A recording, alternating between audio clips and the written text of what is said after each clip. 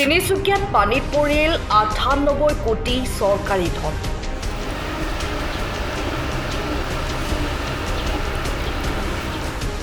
উদ্বোধনৰ পূৰ্বেই ভাঙি চুৰমাৰ হ'ল চৰকাৰী প্ৰকল্প।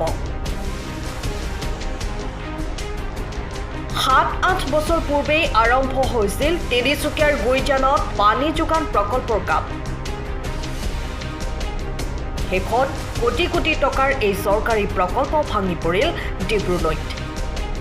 অপচয় হ'ল ৯৮ কোটি চৰকাৰী ধন। ইয়াৰ বাবে দায়ী কোন?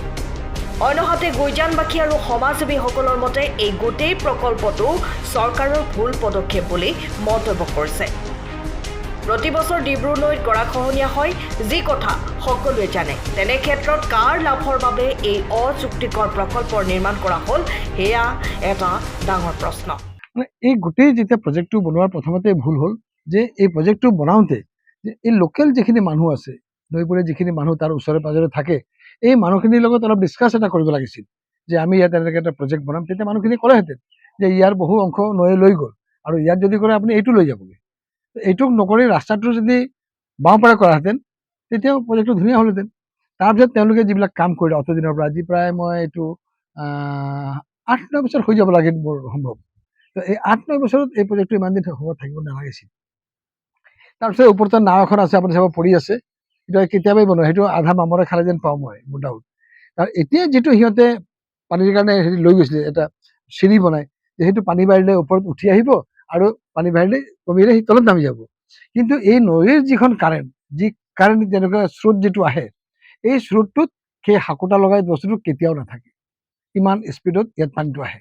যেতিয়া পাহাৰৰ পৰা পানীটো নামি প্ৰথম স্পীডটো আমাৰ এই এৰিয়াটোৱে পায় ফাৰ্ষ্ট টাইম। এতিয়া আপোনালোকে এই নাওবিলাক দেখিছে নহয়, ইমান ডাঙৰ ডাঙৰ বিশাল নাওবিলাকক চিট নাও পট কৰি দিলে, পট নাও চিট কৰি দিলে, পলক আহি গ'ল, কিবা আহি গ'ল। তো সেইটো যেতিয়া লগাইছিলে আমি ভাবিছিলোঁ যে আমাৰ নাও কেতিয়াবা এক্সিডেণ্ট হ'ব। তেতিয়া গভৰ্ণমেণ্টৰ এটা প্ৰজেক্ট, আমি তাৰ এগেইনষ্টতো ক'ব নোৱাৰোঁ যে যিহেতু প্ৰজেক্টটো কৰোঁতে যে টাউনৰ মানুহে ভাল পানী পাব, সেইটোত কিন্তু গুইজানৰ মানুহৰ কোনো লাভ নাই। গুইজানৰ মানুহে আমি ইয়াৰ পানী নাপাওঁ, ইয়াৰ পানী টাউনৰ মানুহে পাব। ঠিক আছে, ন' প্ৰব্লেম, টাউনৰ মানুহে পাওক, টাউনতো বেলেগ মানুহ নহয়, আমাৰেই মানুহ হয়।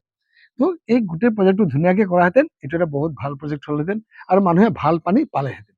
কিন্তু প্ৰজেক্টটোক ভালকৈ নকৰাৰ কাৰণে ওচৰৰ মানুহবিলাকৰ লগত যদি অলপ ডিছকাছ কৰি কিনে কৰাহেঁতেন আজি এওঁলোকৰ এই অৱস্থাটো নহয়। মই জানাততো 98 crore চামথিং, মই চিয়'ৰ নাজানো, কাৰণ মই পেপাৰছ মই দেখা নাই। কিন্তু এনেই মই যিটো শুনি থাকোঁ তেতিয়া মানে মানুহে 98 crore 8 crore কথাটো কৈ থাকে। আর যেখানে অতদিন থেকে ইরোজন হতে আছে, এটা প্রায় আমার মনে হয় 7-8 বছর হয়ে গেছে, মানে একদম ইয়ে না, অ্যাপ্রক্সিমেট এটা আমার আইডিয়া যে 8-9 বছর হয়েছে এটা করা। তো এটা করার সময় আমি দেখি যে ঠিকাদারও যে কাজ নিয়েছে না, ও বহুত মাইনরিটি কাজ করে করে আমার মনে হয় না, নাহলে এটা যদি এতদিন লাগার কথা না। তারপর কথা হলো ওরা যে সিস্টেমে ব্রিজটাকে তৈরি করেছিল, ওরা জানা উচিত ছিল যে নদীটার কারেন্ট কোথায়, এটা নদীটার জলটা কিভাবে আসে কিভাবে যায়। ওইটা না জেনে বলে একটা আমি ইসে ফালিয়ে দিলাম, ওটা তো পসিবল না। ওইটা যখন ওরা সেট করে আমরা দেখি, দূরের থেকে আমরা দেখি, তখন দেখে আমরা ভাবতাম যে এটা সেট করার পরে হয়তো কোনো নাওয়ার অ্যাক্সিডেন্ট হবে, কারণ এটা নদীর মধ্যে। আর আমাদের যেগুলো নাওগুলা, ফেরিঘাটের নাওগুলা যেগুলো আসে, এগুলো নদীর কিনারে কিনারে আসে। তো কোনো সময় এরকম হতে পারে যে ওইটা পার হয়ে যদি আসে আর নাওটা যদি স্টার্ট বন্ধ হয়ে ব্যাক করে ওটাকে গিয়ে মেরে দেবে। তো এটা ব্যাক করে মারার আগেই জলেই শেষ করে দিছে ওকে। আর এই বছর যে জলটা আসছে, যে এখন আমার বয়স 60 বছর 6 মাস, এই 60 বছর 6 মাসে আমি এরকম জল দেখিনি কোনোদিন। কত টাকা প্রজেক্ট ছিল এটা? এটা 98 crore সামথিং, আমি শিওর না কত, বা কোনো ব্যানারে ওদের পোস্টার ইয়ে করা আছে বা ফাউন্ডেশন লে করছে, এটার মধ্যে লেখা টাকা আমি কোনোদিন দেখিনি। তো 98 crore বলে আমি জানি, যে সবার মুখে যেটা আমি শুনি। মানে এই প্রজেক্ট একটা অর্থহীন প্রজেক্ট, মানে এটা একদম বেকার প্রজেক্ট এটা করছে। যদি এই প্রজেক্টটাকে যদি একটু ভিতরে নিয়ে কাজ করতো তাহলে এই প্রজেক্টটা সুন্দর প্রজেক্ট ছিল, যে পাইপটা নদীতে ফেলে পাম্প দিয়ে জলটা নিয়ে যাবে, তারপরে এটাকে তিনসুকিয়া ডিসপ্লেস করবে, তখন এটা প্রজেক্ট সুন্দর ছিল, মাটিও ছিল। যে এখানে যেখানে একদম নদীর কিনারে ওরা মাটিটা নিয়েছে না, ওইখানে না নিয়ে ওরা যদি একটু ভিতরে নিয়ে করতো তাহলে এটা বহুত সুন্দর প্রজেক্ট ছিল, যে তিনসুকিয়া লোকেরা ভালো জল পেতো, ওসব ইয়ে করতো, একটা সুন্দর ছিল। কিন্তু এটাকে ওরা কি সেন্সে করেছে এটা জানি না আমি, যে একদম নদীর কিনারে এটা কোন, আমরা তো ভাবি যে এই বছর গোল একটু, আমরা মধ্যে মধ্যে ডিসকাস করি যে এই বছর একটু যাবো, এই বছর একটু যাবো। কারণ এই নদীটাকে আমি ছোট থাকতে দেখেছিলাম যে 123 মিটার ব্রেথ, 123 মিটার ছিল।